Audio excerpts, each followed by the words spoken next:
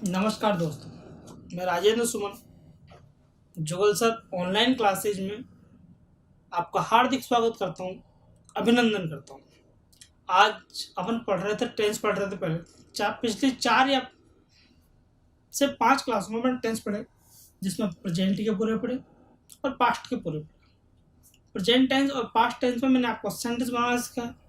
Sentence बनाना सिखाने के साथ साथ मैंने आपको फिल इन द ब्लैंक पढ़ना सिखाया, खाली स्थान भरते कैसे हैं, सेंटेंस बनता कैसे है।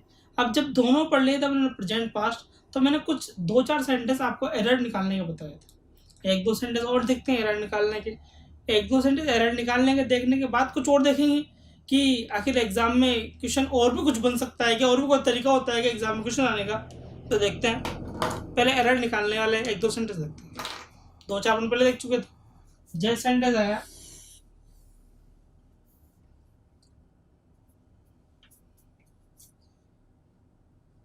ही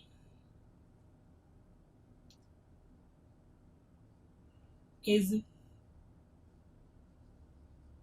teaching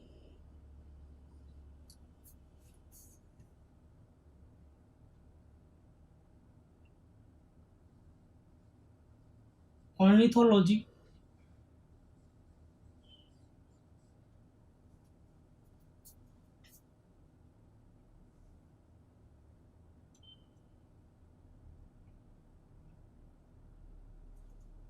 presently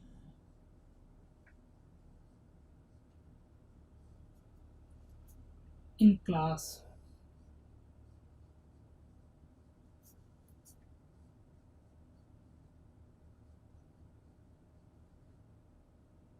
देखिए, अब क्वेश्चन इस तरह का आता है, तो क्वेश्चन में करते क्या है, वो हर जगह आपको स्लैश लगा कर देगा।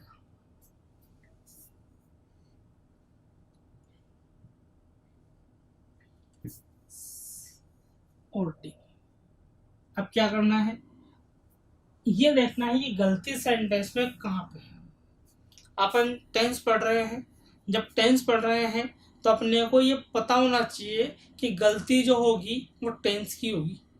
टेंस में क्या होता है, वर्ब का ज़्यादा मामला होता है, यानी गलती जो होगी वो किसकी होगी, वर्ब की होगी। तो देखते हैं, वर्ब में आपको कीवर्ड पता होना चाहिए कि कीवर्ड कौन सा, कीवर्ड किस टेंस में पढ़ा था। मैंने कीवर्ड लिखाए थे, आपको बताए थे कीवर्ड कि कौन सा कीवर्ड किस टेंस में है। तो जो कीवर्ड दे रखा है, तो उसी कीवर्ड के अकॉर्डिंग आपके वर्ब आएगी। देखते हैं, ए में गलती ए लगाओ, बी में गलती बी लगाओ, सी में गलती है सी लगाओ, कहीं भी गलती नहीं है डी लगाओ। देखिए, he is teaching ornithology presently। Presently ये शो करता है कि टेंस जो है प्रेजेंट इंडेफिनेट है, प्रेजेंट इंडेफिनेट टेंस है, प्रेजेंटली शो करता है।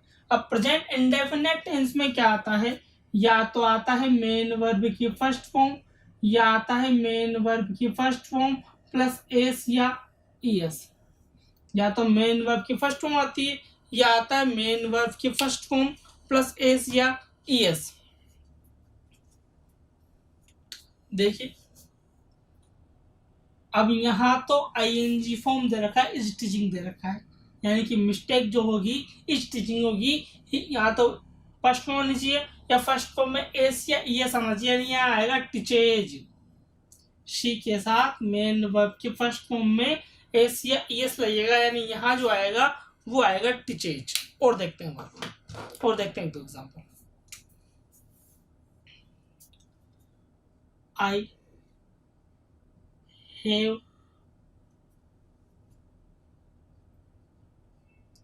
stolen her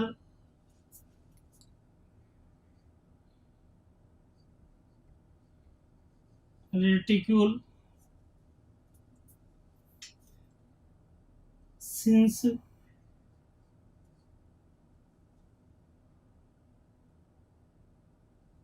2018।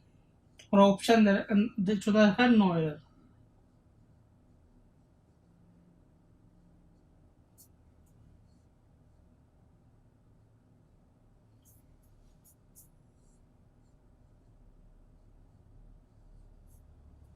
देखिए क्या मिस्टेक हो सकती है, देखते हैं। बात किसकी करनी है अपने को, चलना किस पे अपने को चलना होता है कीवर्ड पर।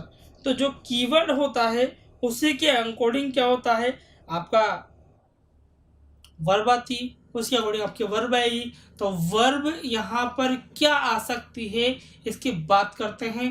तो वर्ब क्या आएगी, देखो सिंस के बाद टाइम दे रखा है, जब सिंस फॉर के बाद टाइम आता है तो वो होता है परफेक्ट, तो होता है perfect continuous tense. Perfect continuous tense होता है। परफेक्ट कंटिन्यूअस टेंस में क्या आता है, या तो आता है हेज, या आता है हेव, फिर आता है बीन, फिर आती है मेन वर्ब की फर्स्ट फॉर्म, और फिर आता है आईएनजी, ये आता है इसके बाद।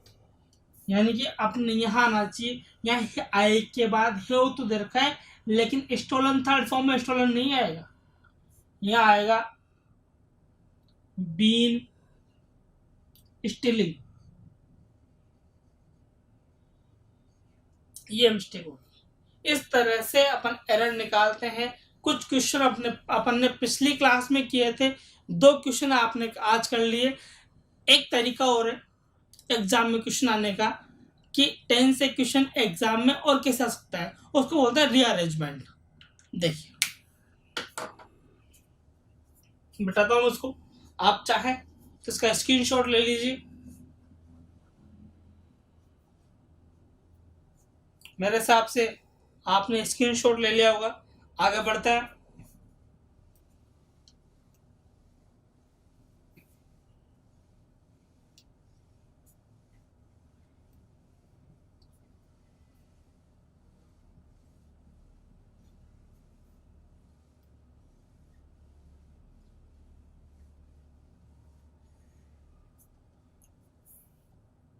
आगे बढ़ते हैं और देखते हैं।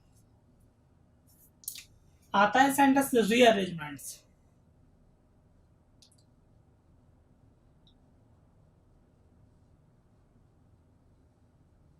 मतलब वो सेंटेंस देगा, सेंटेंस देकर या तो आपसे अरेंज करवाएगा। अब एग्जाम में तो अरेंज करवा नहीं सकता, तो ऑप्शन देता है। तो ऑप्शन के क्वेश्चन रीअरेंजमेंट से कैसे आते हैं, मैं एक क्वेश्चन बताता हूँ, फिर पढ़ेंगे और फ्यूचर टेंस। और फ्यूचर टेंस के बाद अपन जितना भी पढ़ा है अपन ने सबकी ही बातें दोबारा करेंगे, एक बार मतलब एक बार रिवाइज करेंगे, एक बार फ्लैशबैक पे चलकर आगे तक आएंगे, ताकि आपको हर बात क्लियर हो जाएगी। टेंस से क्वेश्चन कैसे बन सकते हैं, कैसे आ सकता है एग्जाम में। एग्जाम में अपन इतना पढ़ लें मैटर को कि एग्जाम में वो कुछ भी दे अपना तो आंसर सही हो ही हो। देखते हैं, जैसे उसने दिया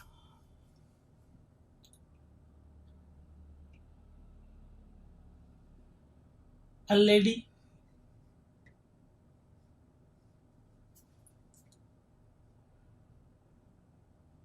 I saw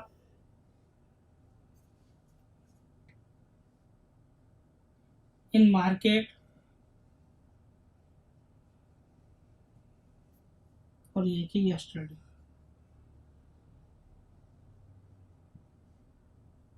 ऑप्शन दे रखा है उसने ए, बी, सी और डी।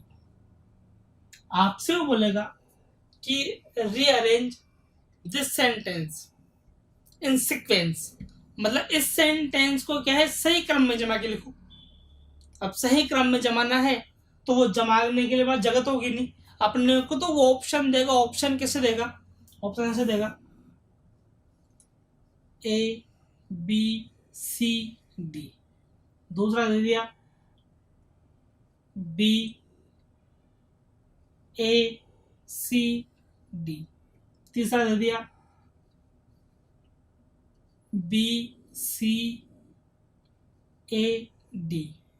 और चौथा दे दिया डी, ए, सी, बी। चेक करते हैं।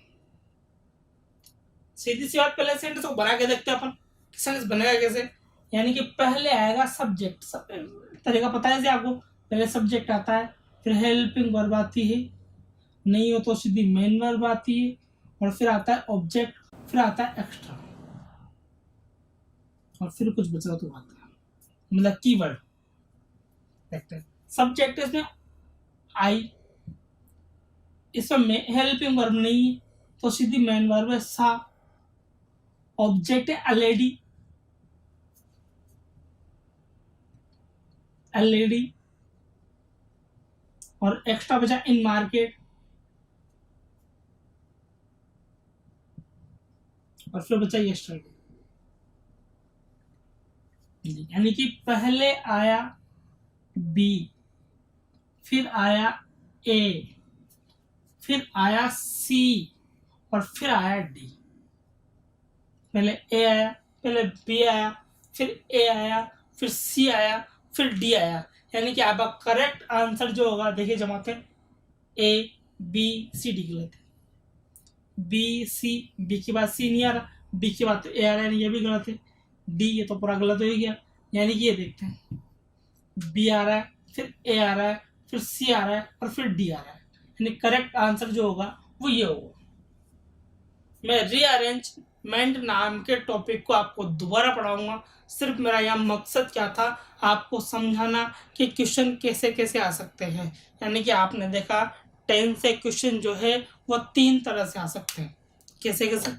एक तो फिल इन द ब्लैंक, खाली स्थान भरना, एक आता है एरर का, और एक रीअरेंजमेंट का, फिल इन द ब्लैंक का और एरर का।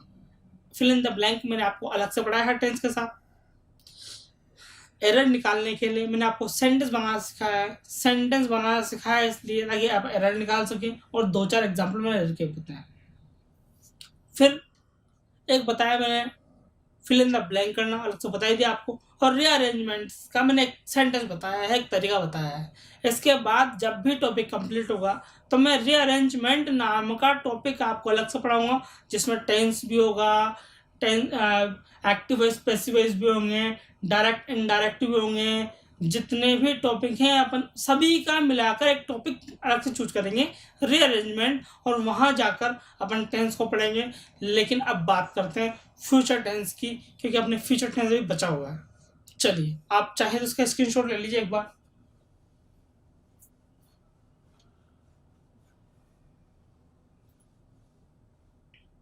चलिए, मेरे हिसाब से आपने स्क्रीनशॉट इसका ले लिया होगा।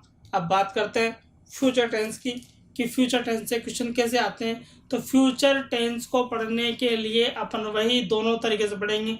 एक तो पढ़ेंगे अपन उसका सेंटेंस बनाएंगे, फिर एक तरह से पढ़ेंगे, खाली स्थान भरेंगे, और जब फ्यूचर पूरा हो जाएगा तो उसकी एरर निकाल लेंगे। एरर निकालने के बाद अगला टॉपिक जो लेंगे, वो जो भी टॉपिक वो लेंगे, और जब अपन एक टॉपिक पढ़ेंगे रीअरेंजमेंट ऑफ सेंटेंस, तब जितने भी टॉपिक पढ़े हैं उनसे उनका सबका रीअरेंज करके देखेंगे, तब आपका ये प्रॉब्लम भी सोल्व हो जाएगी। स्क्रीनशॉट हमने ले लिया। अब फ्यूचर टेंस की बात करते हैं। चलिए, बात करते हैं फ्यूचर टेंस की। अपने को पढ़ना है future tense.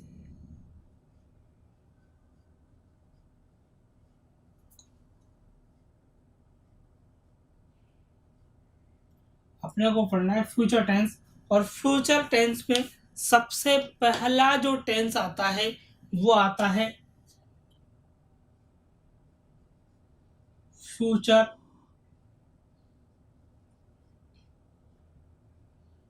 Indefinite. Future indefinite tense. अब फ्यूचर इंडेफिनेट टेंस आखिर होता क्या है? फ्यूचर इंडेफिनेट टेंस आखिर होता क्या है? तो देखिए, आप पहली बात तो अंग्रेजी में फ्यूचर नाम का टेंस होता ही नहीं है, सीधी बात तो ये। लेकिन अपन पढ़ रहे हैं तो मेरा कर्तव्य है कि मैं आपको टेंस पूरे पढ़ाऊं। आपने आपका पास्ट देखा है, यानी कि पास्ट टेंस होता है। आपने आपका प्रेजेंट देखा है, यानी कि प्रेजेंट भी होता है। आपने आपका फ्यूचर नहीं देखा, यानी कि फ्यूचर टेंस नहीं होता। अंग्रेजी में टेंस कितने होते हैं? प्रेजेंट और पास्ट दोनों तरह के। लेकिन फ्यूचर टेंस से भी क्वेश्चन आते हैं। तो फ्यूचर टेंस क्या होता है? भविष्य में होने वाली कल्पनाओं के बारे में जानकर लेना। क्या होता है? भविष्य में होने वाली क्रियाओं के बारे में या भविष्य में होने वाले कार्यों के बारे में अपन जो भी जानकारी की कल्पना करते हैं, क्या करते हैं, कल्पना करते हैं, वो टेंस होता है फ्यूचर टेंस। सिर्फ कल्पना करते हैं, काम होगा ये डेफिनेट नहीं है, कल्पना करते हैं केवल हम। तो मतलब आप कल्पना करो कि भविष्य में ये काम करूंगा, भविष्य में ये काम करूंगा, यानी कि सेंटेंस में आता है गा, गे और गी में से एक आता है। हेल्पिंग वर्ब जो आती है वो आती है शेल और विल में से एक। अब शेल कब आता है, विल कब आता है, तो ये भी मैं आपको बता देता हूं। देखिए, अपन ने पढ़ा था कि आईवी के साथ शेल आता है, बाकी सभी के साथ विल आता है, पुरानी बुक्स में ऐसा लिखा हुआ है। लेकिन मॉडर्न इंग्लिश में according to model, modern English में according to models shall will का यूज अलग तरीके से होता है। कैसे होता है, अगर आपका इंटेंशन हो, क्या हो, अगर आपका इंटेंशन हो, इंटेंशन का मतलब होता है इरादा। अगर किसी भी काम को करने का आपका इंटेंशन हो यानी इरादा हो, तो आई और वी दोनों के साथ आता है शेल। बाकी जितने भी सब्जेक्ट है सभी, बाकी जितने भी सब्जेक्ट हैं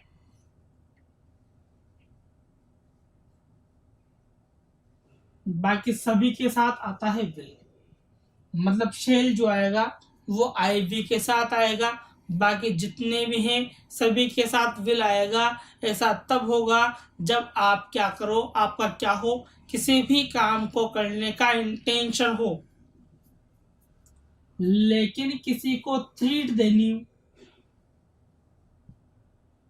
थ्रीट का मतलब होता है धमकी, या किसी को ऑर्डर देना हो। ऑर्डर का मतलब होता है आदेश, या कोई बात कंफर्म हो, कोई बात कंफर्म हो। कंफर्म का मतलब होता है निश्चित। किसी को धमकी देनी हो, किसी को आदेश देना हो, या कोई बात कंफर्म हो, तो फिर उल्टा हो जाता है। उल्टा कैसे होता है, आई और वी दोनों के साथ तो आएगा विल, और जितने भी हैं बाकी सभी के साथ जो आएगा वो आएगा शेल। जैसे मैं कहूं कि मैं तुम्हें पीटूंगा, मतलब क्या है, धमकी है, आई विल बीट यू। लेकिन आई शेल बीट यू बोलने का मतलब यह हुआ कि मेरा इरादा है कि तुम्हें पीटूं, मतलब पीटूंगा नहीं पीटूंगा बात कंफर्म नहीं है। ये बात अपने को ध्यान रखनी पड़ेगी। चलिए, अफर्मेटिव, अफर्मेटिव सेंटेंस बनाने का स्ट्रक्चर है, सबसे पहले आता है सब्जेक्ट, फिर आती है हेल्पिंग वर्ब, फिर आता है मेन वर्ब की फर्स्ट फॉर्म, और फिर आता है ऑब्जेक्ट। पहले सब्जेक्ट, फिर हेल्पिंग वर्ब, फिर मेन वर्ब की फर्स्ट फॉर्म, फिर आता है ऑब्जेक्ट। पहले subject, helping verb, first form और ऑब्जेक्ट। जैसे सेंटेंस आए,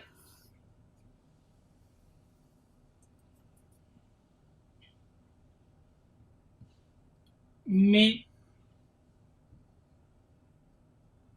भारत का संविधान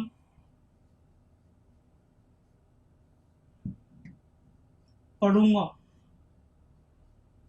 अपना तो आया गा, यानी कि टेंस के है, बनाते हैं सेंटेंस। मैं मतलब हुआ आई, अब पढ़ूंगा ये बात इंटेंशन ही है, तो आया शेल, या विल भी आ सकता है। विल बोलते हैं, बात तो यही कंफर्म, मतलब पढ़ेगा पढ़ेगा। हेल्पिंग वर्ब हो गई। अब बात करें फर्स्ट फॉर्म की, पढ़ने को बोलते हैं रीड, यानी आ जाएगा रीड। संविधान है, संविधान कहाँ का है, भारत का, तो इंग्लिश बनेगी the constitution.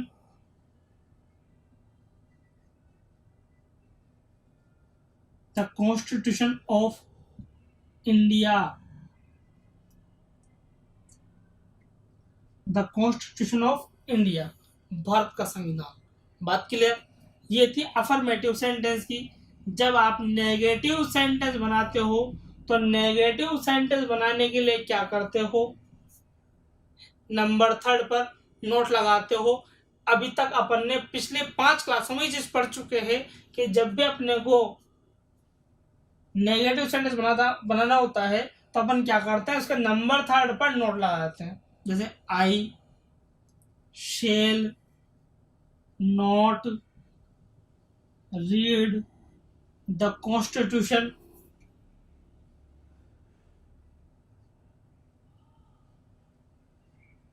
Constitution of India. चलिए, इंट्रोगेटिव सेंटेंस बनाने के लिए क्या करते हैं, हेल्पिंग वर्ब को पहले ले आते हैं, पहले भी यही करते थे अपन। यानी बन जाएगा shall I read the constitution of India.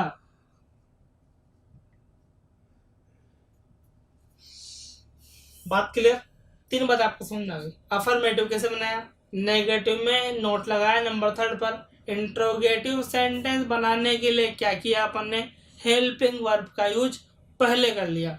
मतलब नेगेटिव के लिए नंबर 3 पर नोट, इंट्रोगेटिव लगाने के लिए हेल्पिंग वर्ब पहले लगा ली। अगर इंट्रोगेटिव नेगेटिव सेंटेंस हो दोनों ही काम होंगे, हेल्पिंग वर्ब पहले भी आएगी और नंबर 3 पर नोट भी लगेगा। मतलब ये बन जाएगा shall I not read the constitution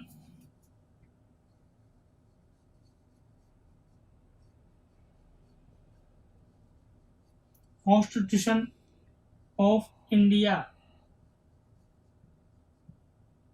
question mark लगाना है। बात पूरी समझ में आ गई? अपन इतना सेंटेंस बनाना पड़ा, शेल विल का यूज पड़ा। अब शेल विल का यूज करना तो यहाँ तो मैंने बताया छोटे से पार्ट में, लेकिन शेल विल यानी कि मॉडल्स का यूज करना। मैं अलग से टॉपिक लूंगा मॉडल्स, तब आपको शेल विल का यूज करना पूरा बताऊंगा। अभी अपन ने ये चीजें पढ़ी, एक बार आप इसका स्क्रीनशॉट ले लें, सेंटेंस बनाना सीख लेंगे। आपको पता है कि सेंटेंस का बनाना सीखना सिर्फ अपने क्या काम आएगा, अपने काम आएगा एरर फाइंडिंग के लिए। और एक और टॉपिक मैंने कहा था, रीअरेंजमेंट ऑफ सेंटेंस। रीअरेंजमेंट तो वही करता है जिसको सेंटेंस बनाने का अरेंज पता हो। अरेंज कब पता होगा, जब वो टेंस पढ़ेगा मतलब स्ट्रक्चर आपको पता हो कि टेंस बनाते कैसे हैं, सेंटेंस बनाते कैसे हैं। जब आपको पता होगा तब आप आराम से एरर निकालना सीख सकते हो अभी। और आप सेंटेंस को रीअरेंज भी कर सकते हो, सिस्टम से जमा भी सकते हो। आप स्क्रीनशॉट ले लीजिए। आप पढ़ते हैं अपन सेंटेंस को फिल इन द ब्लैंक कैसे करते हैं, खाली स्थान को भरते कैसे हैं।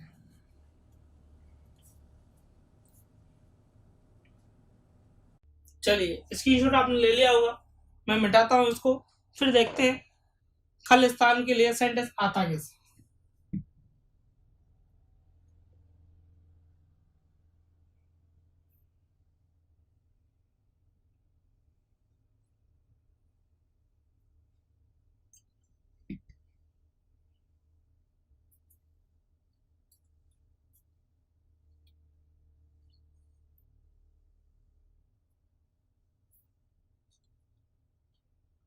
चलिए,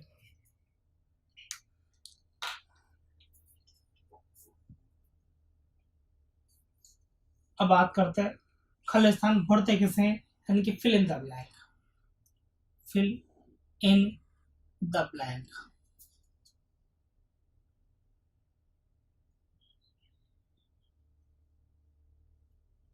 देखिए, सबसे पहले रूल देखिए, इसका रूल है, एक ही रूल है ओनली।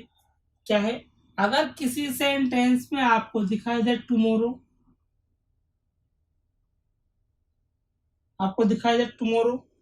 या दिखाई दे आपको नेक्स्ट प्लस टाइम, या तो अकेला टुमारो हो या फिर हो नेक्स्ट प्लस टाइम, या तो कल टुमारो हो या हो नेक्स्ट प्लस टाइम, इन दोनों में से एक दिखाई दे तो आप समझ जाइए कि अपने को क्या है, कल स्थान में क्या बढ़ना है, फ्यूचर टेंस बढ़ना है, फ्यूचर इंडेफिनेट टेंस, क्योंकि दोनों कीवर्ड उसी के हैं।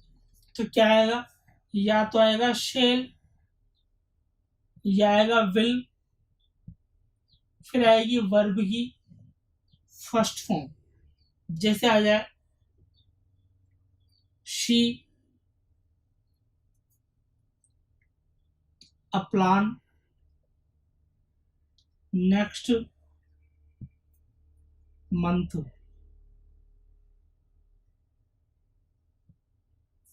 वर्ब देखिए इसमें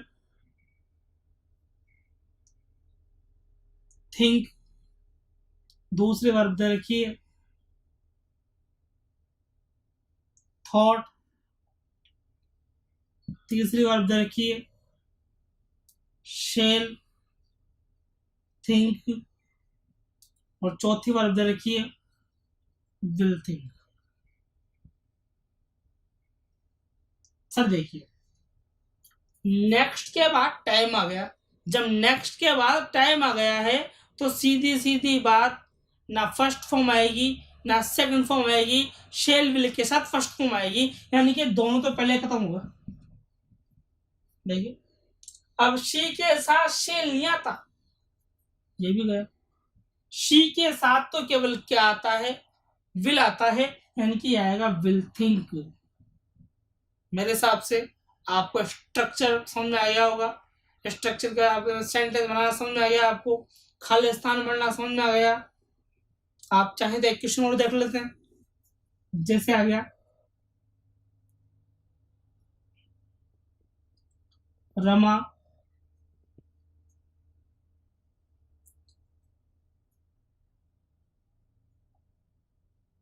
द रूम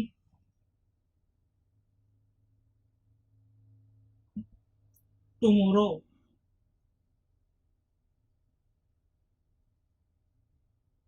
ऑप्शन है क्लीन, दूसरा है क्लीन्स, तीसरा है शेल क्लीन, और चौथा है विल क्लीन। देखिए अब बात करें, टुमारो लिखा हुआ है, जब टुमारो लिखा हुआ है तो आप ये समझ गए कि सेंटेंस में जो है वो फर्स्ट फॉर्म भी नहीं आएगी, सेकंड फॉर्म भी नहीं आएगी, फर्स्ट फॉर्म में एस भी नहीं आएगा, हेज हेव भी नहीं आएगा, सीधा क्या आएगा, शेल विल के बाद फर्स्ट फॉर्म आएगी, यानी कि दोनों तो पहले ही फिनिश हो गए, बचे ये दोनों। रमा तो सिंगुलर है, मतलब रमा आई भी नहीं है, आई भी नहीं है तो शेल नहीं आएगा, सीधा सीधा क्या आ जाएगा, विल क्लीन। आपको समझ में आ गया, सेंटेंस में अपन ने स्ट्रक्चर बनाना सीखा, स्ट्रक्चर का सेंटेंस बनाए, सेंटेंस का फायदा ये होगा कि अपन भविष्य में चल के उसके एरर निकालेंगे अगली क्लासों में।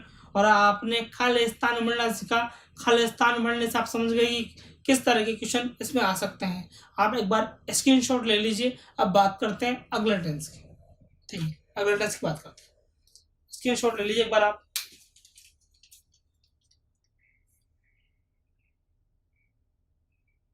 चलिए अब बढ़ते हैं अपन और देखते हैं अगला टेंस, एक टेंस और देख लेते हैं, खुद सेंटेंस बना लेते हैं। एरर की बात अपने अगले सेंटेंस में और फिर इन द ब्लैंक की अगले क्लास में करेंगे बात। अगला टेंस है फ्यूचर कंटिन्यूअस टेंस।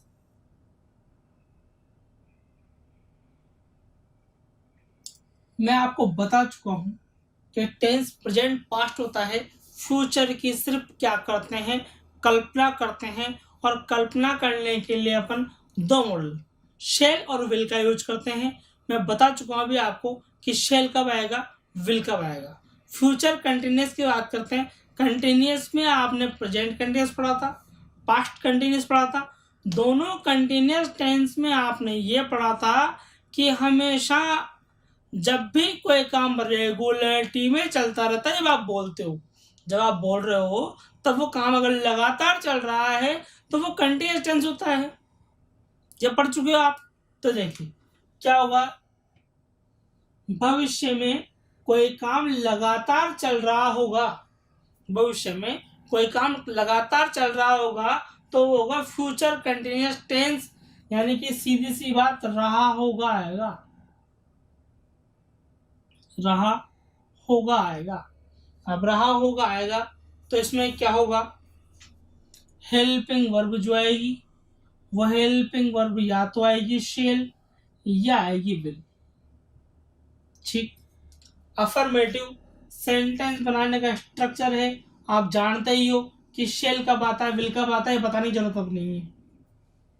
इस अफर्मेटिव सेंटेंस बनाने का स्ट्रक्चर है, सबसे पहले आता है शेल, सबसे पहले आता है सब्जेक्ट, फिर आती है हेल्पिंग वर्ब यानी कि शेल विल में से, फिर लगाना है बी, बी के बाद लिखना है मेन वर्ब की फर्स्ट फॉर्म, और फर्स्ट फॉर्म में लगाना है आईएनजी, बाद में आएगा ऑब्जेक्ट, पहले सब्जेक्ट फिर हेल्पिंग वर्ब फिर बी लगाना है, फिर मेन वर्ब की फर्स्ट फॉर्म लिखनी है, फर्स्ट फॉर्म के साथ आपको लगाना है आईएनजी और बाद में लिखना है ऑब्जेक्ट। इससे फ्यूचर कंटिन्यूअस टेंस बन जाएगा। एक बार देखते हैं, जैसे आया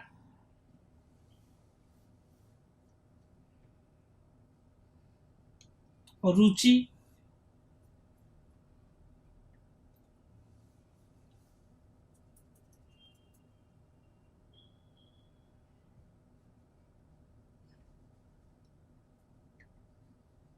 विज्ञान के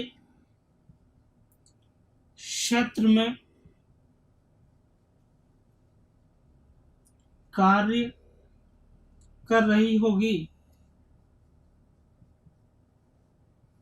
देखिए रुचि सब्जेक्ट है यानी कि रुचि यानी रुचि, अब रुचि आई भी नहीं है तो रुचि के साथ विल आएगा, विल लिख दिया। अब विल के साथ क्या लगाना है, विल के साथ लगाना है बी यानी कि बी।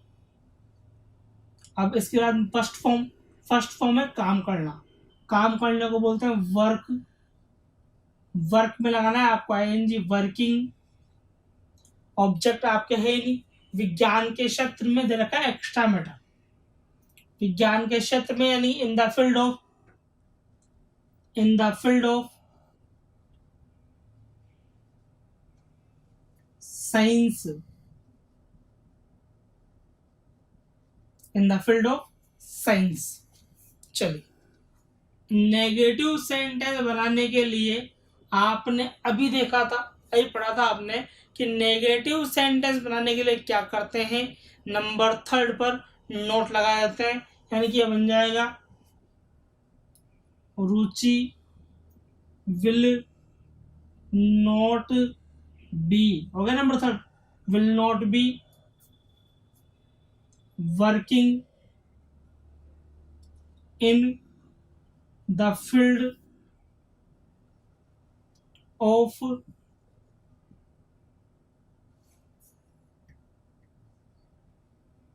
साइंस। नेगेटिव समझ में आ गया। इंट्रोगेटिव बनाने के लिए क्या करते हैं, इंट्रोगेटिव बनाने के लिए अपन हेल्पिंग वर्ब को पहले लेके आते हैं, यानी हेल्पिंग वर्ब क्या है, will, Ruchi, be working, will Ruchi be working in the field of science, question mark. ठीक, इसके लिए अपन क्या करेंगे, पहले हेल्पिंग वर्ब को पहले लेके आएंगे। अब बात करें इंट्रोगेटिव नेगेटिव सेंटेंस की, तो इंट्रोगेटिव नेगेटिव सेंटेंस बनाने के लिए क्या करते हैं, हेल्पिंग वर्ब को पहले भी लेके आते हैं, साथ के साथ नंबर 3 पर नोट पे लगाते हैं, यानी ये बन जाएगा will Ruchi not be working in the field of science. Question mark लगा। आपने सेंटेंस में पढ़ाना समझाना पड़ा। आज बनाते कैसे सेंटेंस को आपको समझ में आ गया। अपन ने आज पढ़ा प्रेजेंट और पास्ट टेंस की एरर निकालना, साथ में रीअरेंज सेंटेंस को करते कैसे हैं, एक क्वेश्चन कंफर्म आना है। फिर उसके बाद फ्यूचर के 2 टेंस पढ़े। फ्यूचर के टेंस पढ़े अपन ने प्रेजेंट, फ्यूचर इंडेफिनेट और फ्यूचर कंटिन्यूअस। ये टेंस अपन पढ़ क्यों रहे हैं? ये टेंस अपन इसलिए पढ़ रहे हैं ताकि अपने को कम से कम सेंटेंस इसलिए बना रहे हैं ताकि कम से कम अपने को एरर निकालना पता लग जाए। साथ में मैं आपको इसका फिल इन द ब्लैंक समझा रहा हूँ। इसका फिल इन द ब्लैंक जो शुरू करेंगे वो शुरू करेंगे अपन अगली क्लास में। आज के लिए थैंक यू। जितना हो सके उतना आप इस चैनल को सब्सक्राइब करें, इस वीडियो को लाइक करें और लगातार अपने स्टडी को जारी रखें। Thank you.